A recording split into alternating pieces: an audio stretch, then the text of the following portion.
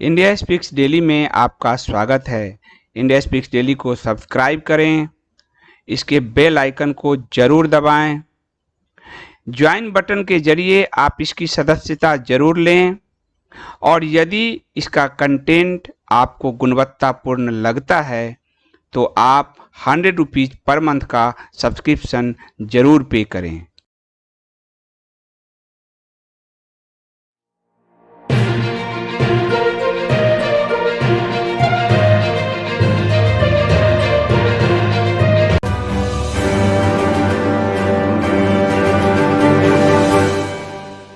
बिहार में सीटों का जो बंटवारा है वो पेच जो है फंसा पड़ा है, लेकिन सीटों के बंटवारा का जो ये पेच है ये एनडीए में तो अभी फंसा हुआ है, लेकिन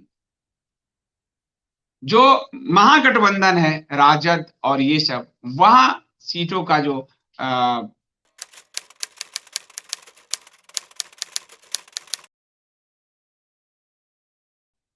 की घोषणा हो चुकी है और इसमें राजद यानी लालू यादव की पार्टी, उसको 144 सीट मिले हैं और कांग्रेस को 70 सीट मिला है।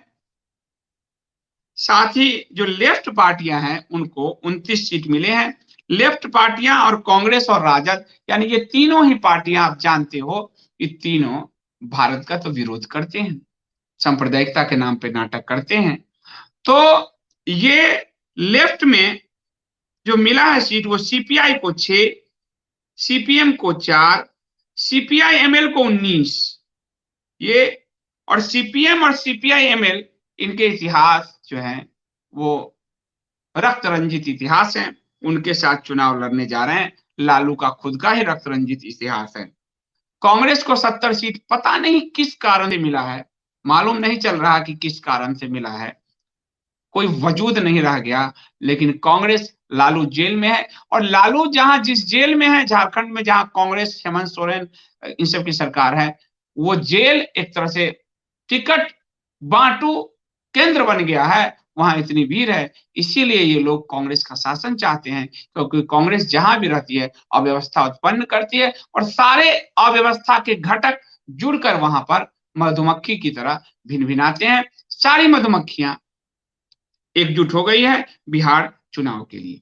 लेकिन एनडीए में दरार है, एनडीए में दरार है और ये दरार बड़ी है। इस एनडीए की दरार में जो चिराग पासवान है, रामविलास पासवान के बेटे, वो नीतीश से उनकी अदावत चल रही है और वहां बड़े बड़े पोस्टर्स लग चुके हैं, मोदी से बैर नहीं, नीतीश तेरी खैर नहीं। ये पोस्टर्स वहां चारों तरफ लगे हुए हैं और इसको लेकर दरार है।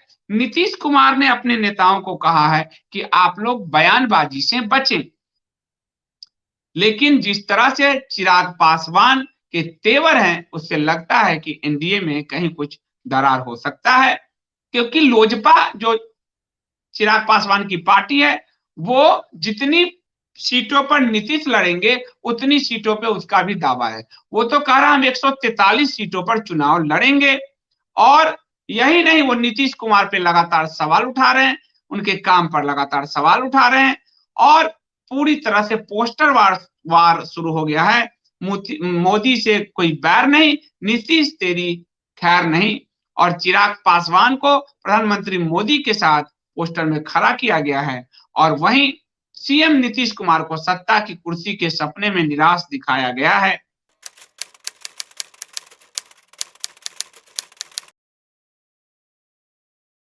बैकग्राउंड में कोविड-19 के दौरान पैदल चल रहे प्रवासी श्रमिकों की व्यथा और दयनीय स्थिति दिखाई गई है। लेकिन यहां मैं थोड़ा रुक के कहूंगा, चिराग पासवान झूठ बोल रहे हैं, है तो सब एनडीए के घटक। आज केरला, जिसके मॉडल का गुण गाता था बकायत पांडे, जिसका मॉडल के लिए ट्वीट करता था राजदीप, वहां 1 लाख भी टेस्ट नहीं है और वहां सबसे ज्यादा कोविड के केस आ रहे हैं।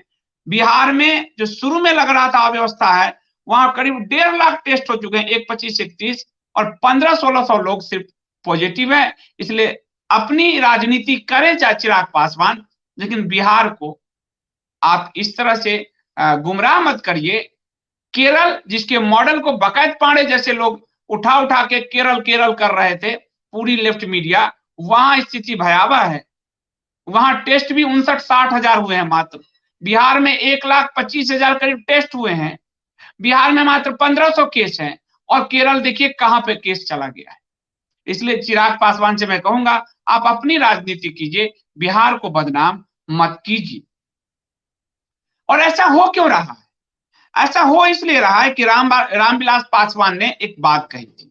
कहा था कि उनका लक्ष्य 2020 नहीं है, उनका लक्ष्य तो 2025 का विधानसभा चुनाव है। तो क्या चिराग पासवान अपने पिता रामविलास पासवान के उन सपनों को आगे बढ़ाने के लिए काम कर रहे हैं, जिसमें उनको 2025 में मुख्यमंत्री बनाने का सपना उनके पिता ने देखा था? इसलिए अभी बीमारी होगा भी, लेकिन उनको साइड किया गया है रामविलास पासवान को, ताकि वो इमोशनल ना हो जाएं।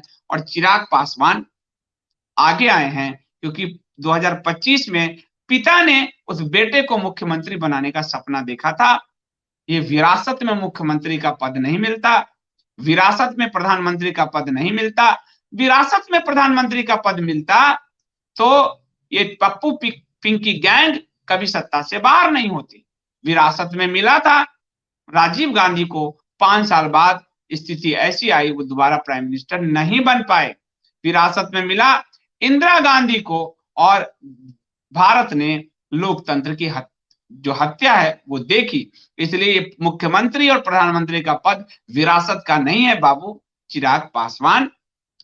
तो अब रामविलास पासवान का जो कॉम्बिनेशन है, जैसे लालू यादव का कॉम्बिनेशन है MY, उसी तरह रामविलास पासवान के बेटे चिराग पासवान M और D, यानी जय भीम जय मीम के नारे पर वो काम करना चाहते हैं। इसलिए वो इस वक्त जो है कूद रहे हैं।